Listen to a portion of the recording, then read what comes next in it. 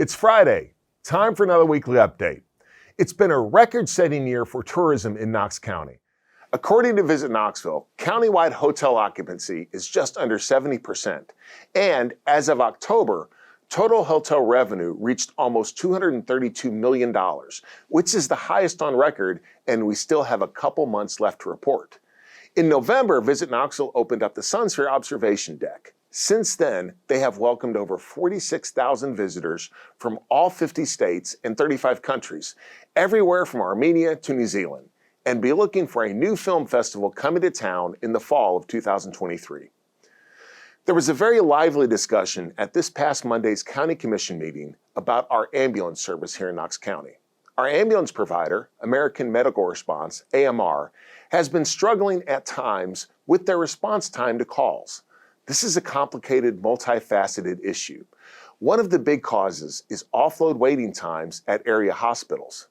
Just like other employers, hospitals are currently understaffed, which obviously means that they're getting backed up. I was told by a local hospital administrator that up to 25% of nurses left the field or took positions outside of the hospitals during and after the pandemic. But before you think that all of this is the fault of AMR or the hospitals, let's remember that the healthcare industry is heavily government regulated. I believe much of what we're seeing is an organic outcome of government intervention, which has been going on for a long time. The healthcare system fundamentally changed during World War II when the federal government implemented wage controls as part of FDR's economic program. Companies offered health insurance as a way to circumnavigate these regulations and attract and retain workers. This resulted in a third-party payer system in which consumers had little interest in controlling healthcare costs, as these costs were passed on to insurance companies. A few decades later, in response to skyrocketing healthcare costs, Congress passed the HMO Act of 1973, which was the start of managed healthcare.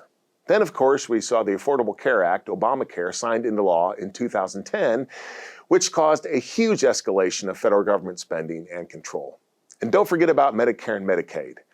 According to Robert Moffett from the Heritage Foundation, in 2020, about 43.3% of Americans were enrolled in one of these government programs. Between the direct government spending, tax policies, and regulatory interventions, government-affected spending comprised almost 80% of the total money spent in the healthcare sector in 2016. What's worse for us here in East Tennessee is that our hospitals receive some of the lowest Medicare payments in the country. Obviously, these are big problems that flow down from the federal level to the state and local level. Everyone here is working together to make things the best that we can, but it is a very challenging environment, some of which is completely out of our control. Congratulations to our very own Mark Brown, who oversees the Three Ridges Golf Course, for winning our area's 2022 Richard Eller Growth of the Game Award. This award recognizes a Tennessee PGA golf professional for their outstanding contributions to the growth of the game. Great work, Mark.